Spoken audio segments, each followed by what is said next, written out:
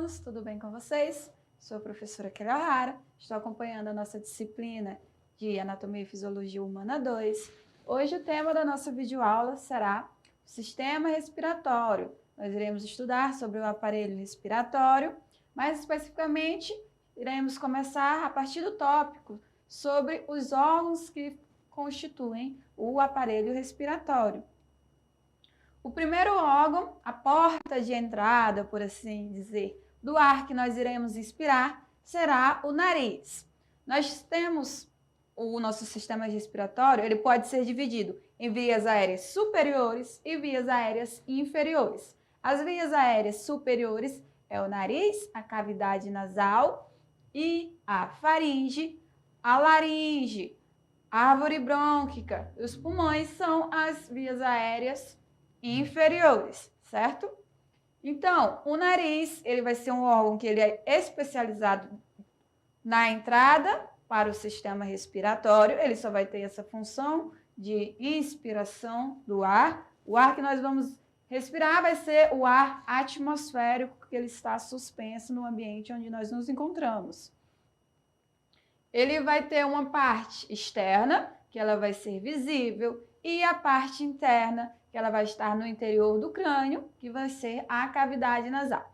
A parte externa, nós vamos ter divididos em duas narinas, que elas vão ser separadas pelo septo nasal, e nós vamos ter essa condução do ar pela cavidade nasal. A nossa parte externa do nariz ele é formado principalmente por tecido cartilaginoso, ele vai ter a parte interna de revestimento, vai ser chamado das mucosas nasais, que é o tecido da derme, do nosso sistema tegumentar. Quando ele está dentro das cavidades, vai ser chamado de mucosa. A parte externa, principalmente osso e cartilagem, recoberto por pele e revestidos com túnica mucosa, conforme a professora já mencionou. A cavidade nasal, ele vai ser um espaço amplo, ele está abaixo do osso nasal e ele está acima da cavidade oral. A nossa cavidade nasal ela vai ser dividida da cavidade oral pelo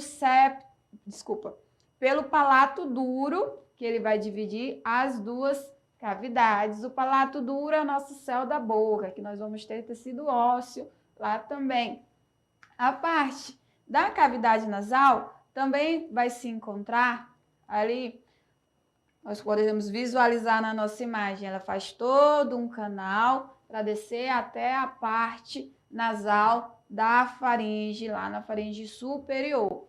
As estruturas internas do nosso nariz, elas vão ter três funções básicas. A primeira vai ser filtrar, aquecer e umedecer o ar inspirado. O ar que nós expiramos, ele já tem aquela umidade atmosférica, mas que ela não vai ser em quantidade suficiente, ela pode variar de acordo com a umidade do tempo que nós nos encontramos. Então, quando nós realizamos a respiração nasal, nós também filtramos o ar que nós estamos expirando, o que não vai ocorrer na respiração oral, quando nós expiramos o ar pela cavidade oral. Então, os nossos cílios que vão se encontrar ali nas células do nariz, também da cavidade da mucosa nasal, elas vão ser células ciliadas que vão ajudar a filtrar este ar. Também os pelos e as nossas secreções ali vão umidificar e os pelos eles vão ter a função de aderir às partículas sólidas para que elas não entrem nas nossas vias respiratórias. Ele vai detectar também os estímulos olfatórios, isso vai ser através do nosso sentido ali do olfato, e nós vamos ter o nervo olfatório, que ele vai estar lá junto aos 12 pares de nervos cranianos, e cuja função ele vai estar conectando ali essa parte dos receptores que nós vamos ter nas narinas, que vai se conectar ao nosso sistema nervoso, para que nós possamos identificar, detectar os odores, os cheiros. E a terceira função vai ser modificar as vibrações dos sons da fala. Quando nós falamos, se nós fecharmos as a nossa voz ela vai sair um pouco mais anasalada, certo? Então, ele vai ajudar na vibração quando nós estamos falando, porque as nossas cordas vocais, elas também vão estar lá na laringe. A laringe, ela vai ser a conexão entre a faringe e a parte ali da glote, nós vamos ter as cordas vocais, então ela vai se misturar um pouco ao sistema respiratório. A nossa faringe, ela vai ser um tubo afunilado, que ele começa nos conos e se estende para baixo no pescoço. A faringe ela pode ser chamada ali também da garganta. Ela vai ser dividida em 3 partes, a parte oral, a parte nasal e a parte mais inferior, que vai se conectar com a laringe. Então, esse tubo da faringe, ela vai conduzir o ar e ela também vai fazer parte do processo de deglutição quando estamos nos alimentando. Ela vai se localizar posteriormente, então, atrás da cavidade nasal e oral, ela vai estar anterior às vértebras cervicais do pescoço. Então, a faringe, ela está lá no fundo da cavidade oral, após o palato mole, e a parte já nasal, ela vem desde o fundo da cavidade nasal, que é onde nós vamos ter os conos, que vai fazer essa divisão entre a cavidade nasal e a faringe. Ela vai funcionar como uma passagem de ar e também uma passagem de alimento, e ela vai fornecer uma câmara de ressonância para os sons da fala, porque a nossa fala, nós vamos ter o sistema respiratório ali envolvido, o nariz, a cavidade oral, a língua, que vai auxiliar ali na formação dos sons, e nós vamos ter também a nossa garganta, que é onde nós vamos ter as cordas vocais, que nós vamos ver na imagem mais à frente. A laringe já vai ser após a faringe, e ela vai ser um tubo curto de cartilagem revestido por túnica mucosa, e ele vai conectar a faringe até a traqueia. Desde a laringe, nós já vamos iniciar ali as vias aéreas inferiores, certo?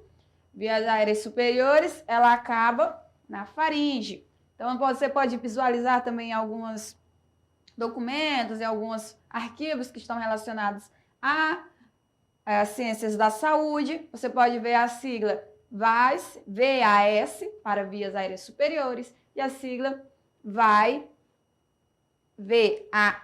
para vias aéreas inferiores. Lá na nossa faringe, entre a faringe e a laringe, nós vamos ter a epiglote. A epiglote, ela vai ser um pedaço foliado, grande e de cartilagem elástica, que ele vai ser recoberto por epitélio.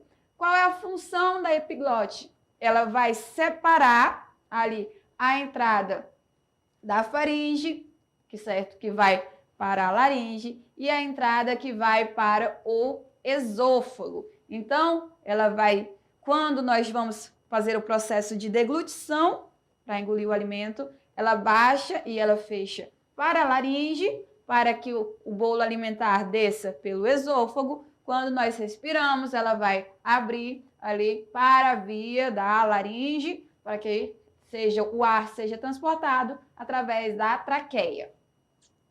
Lá na nossa imagem, na epiglote, nós podemos visualizar também as cordas vocais que estão localizadas ali, paralelamente, um pouco mais inferiormente, um pouco mais abaixo da epiglote.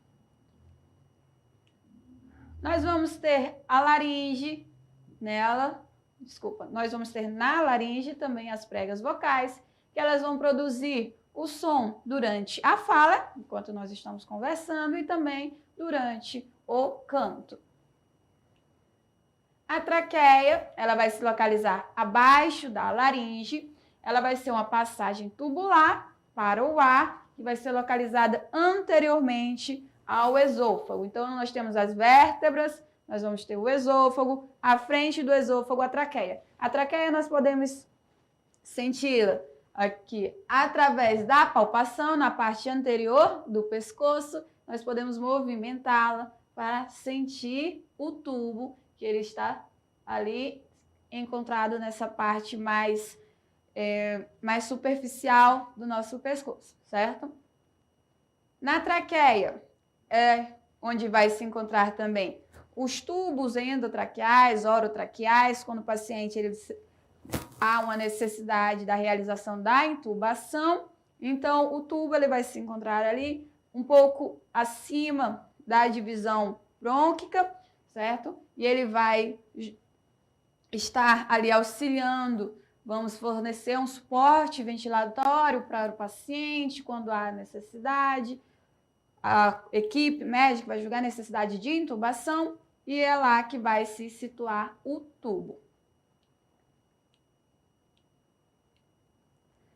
A traqueia ela vai ser formada por semianéis de cartilagem e ela vai produzir glândulas secretoras de muco e também as células epiteliais ciliadas.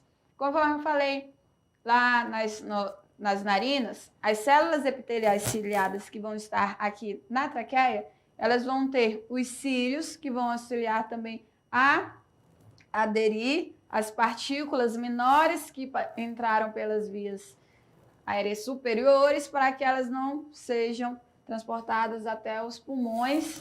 E quando há uma irritação, nós vamos através ali do espirro expelir essas partículas e também ela vai produzir esse muco para lubrificação, para umidificação do ar que nós vamos respirar. Quando há algum tipo de infecção, quando há um volume exacerbado de produção de muco, nós vamos expelir através do escarro, através do reflexo da tosse também.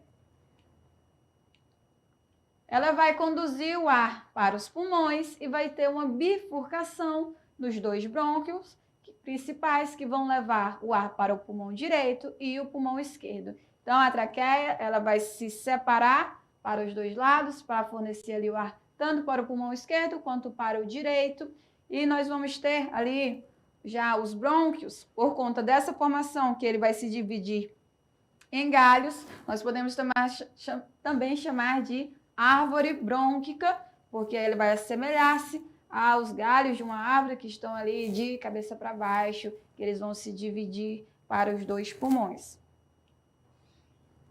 Os brônquios e os bronquíolos, eles vão ser ali partes da traqueia que vão se ramificar. Eles vão se dividir primeiramente entre o bronquíolo principal direito, que vai para o pulmão direito, e nós vamos ter também o bronquíolo principal esquerdo, ou primário, que vai para o pulmão esquerdo. Então, são as partes mais calibrosas, que vão estar ali se enraizando no tecido pulmonar. Eles vão se dividir, por muitas vezes, e os brônquios principais, quando eles vão diminuindo de calibre, eles vão formar os bronquíolos, certo? Nós temos os bronquíolos lombares, mais calibrosos, depois, conforme eles vão afinando o calibre, nós vamos ter os bronquíolos segmentares e, por fim, nós vamos ter os bronquíolos terminais, que vão ser aqueles menores, que é lá que nós vamos ter os alvéolos pulmonares. Os bronquíolos, eles vão se ramificar até os menores, os bronquíolos terminais. Os pulmões, gente. Os pulmões, nós somos dois órgãos ali que nós vamos ter em par, que eles vão ser órgãos cuniformes, esponjosos, que eles vão ser situados na cavidade torácica. Eles vão estar dentro da nossa caixa torácica. A caixa torácica ela vai ser formada pelos ossos da costela, pelo externo e, posteriormente, pela coluna vertebral, que essa caixa torácica, principalmente de ossos ali, cartilagem, elas vão fechar, promovendo uma proteção para esses órgãos vitais que vão se encontrar na caixa torácica.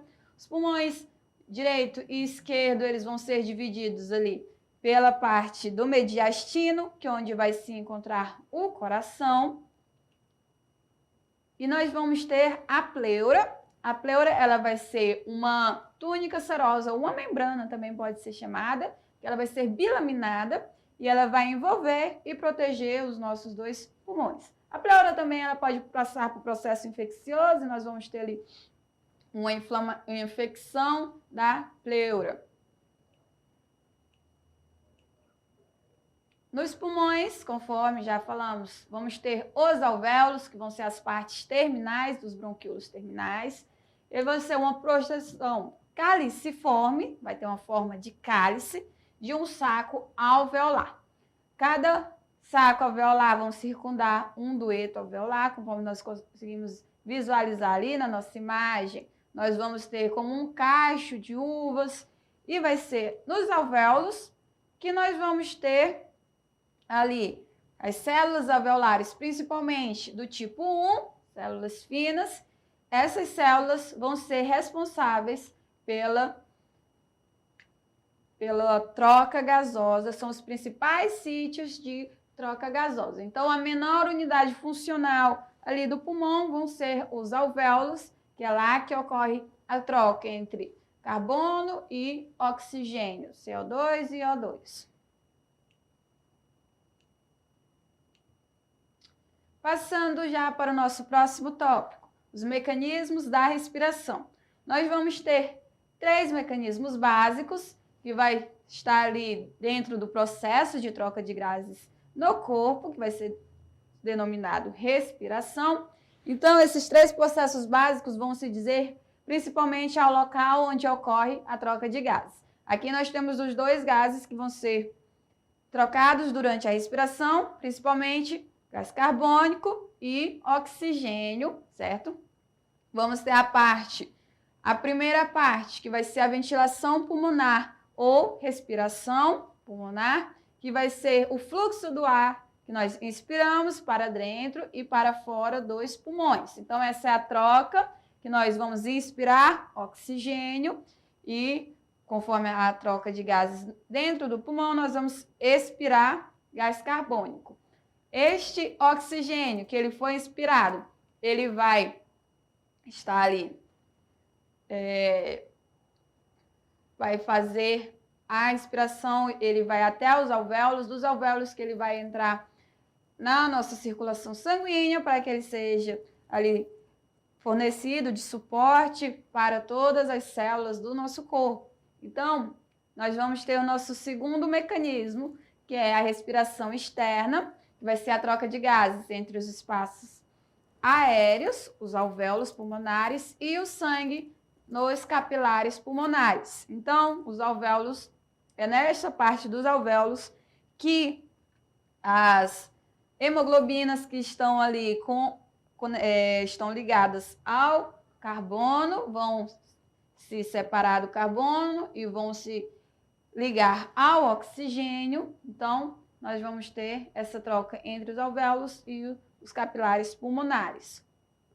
Nesse processo, o sangue capilar ele vai ganhar oxigênio e ele vai perder CO2, certo? Essa é a respiração externa, que ela vai ocorrer nos pulmões, lá no espaço dos alvéolos. E nós temos também a respiração interna. Por quê? Este oxigênio que se adentrou na nossa circulação sanguínea, nosso sangue ele vai servir de transporte para carregar o oxigênio a todas as células do nosso corpo. As nossas células, elas são células aeróbicas, elas precisam de oxigênio para fazer todo o metabolismo celular, é um mecanismo chamado de respiração celular. Então, essa troca da parte da respiração interna vai ser entre o sangue, nos capilares sistêmicos, e as células teciduais. Os capilares são os menores vasos sanguíneos, lembrando lá do sistema sanguíneo? Os capilares são os menores vasos, os menos calibrosos. É lá que vai ocorrer a troca entre a célula e entre a célula tecidual e a célula sanguínea, células do sangue.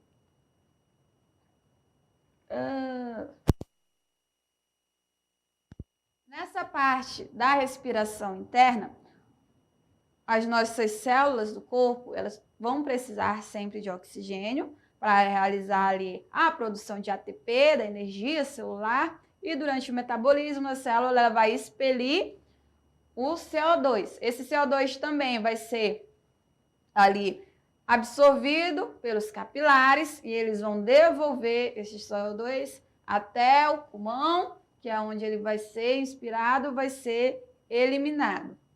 Quando nós temos um acúmulo de dióxido de carbono dentro do nosso corpo, do nosso organismo, nós podemos ter uma hipercapnia, que ela pode causar uma série de danos ali para as nossas funções vitais básicas. Então, essa foi a nossa aula de hoje. Eu espero que todos tenham gostado do conteúdo e até o nosso próximo vídeo.